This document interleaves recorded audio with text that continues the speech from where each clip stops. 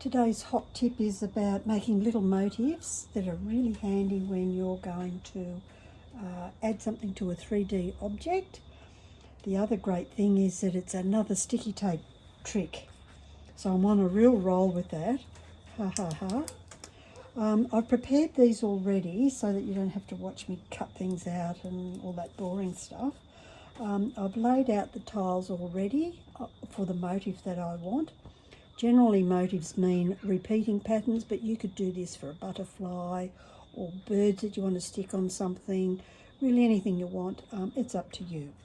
So with a nice fat bit of sticky tape,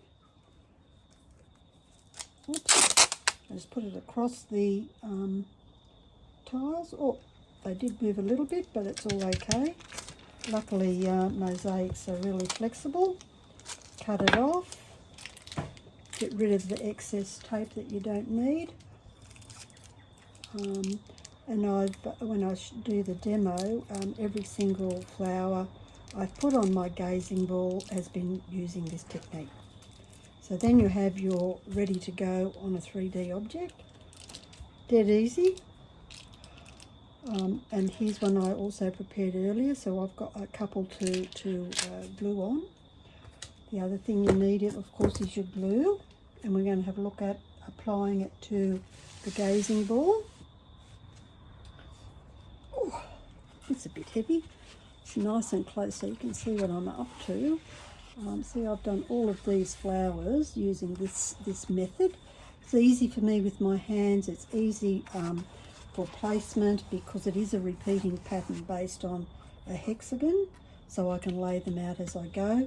As they nearer the edges, you can see this one here, I've just trimmed it. So the same technique as I showed with the butterfly, lay it over here and then you just use your pen to draw what you need to cut off and away you go. So let's glue one of these little suckers on. Because it's an overlaying pattern, I've already removed one of the little orange bits because it's going to overlay like that. And if you notice, as I said, it was a repeating pattern, you can see that this is actually forming a straight line for everything to line up. And it's always through the middle on the edge, through the middle on the edge. Oh, it's a song. And you can't help but get a reasonable coverage with that and some minor adjustments along the way.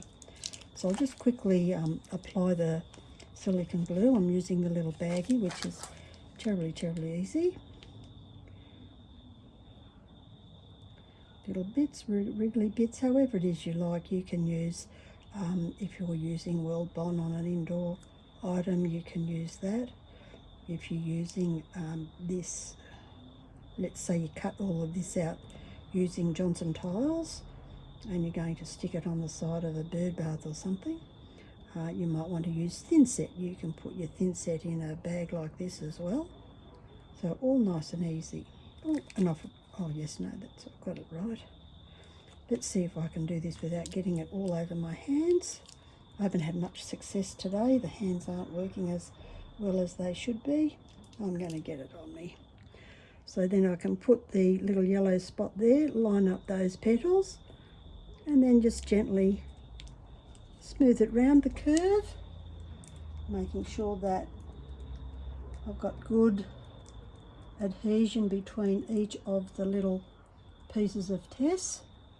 And then I'll leave that sticky tape on until it's dry. And then I'll remove it. So probably tomorrow morning, 8 to 12 hours I leave.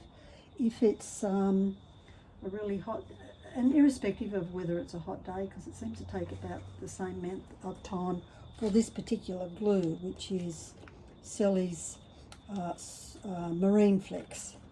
Some of the other glues have a shorter period for cure, and then I leave it to cure, which takes about 72 hours. So pretty much that's it.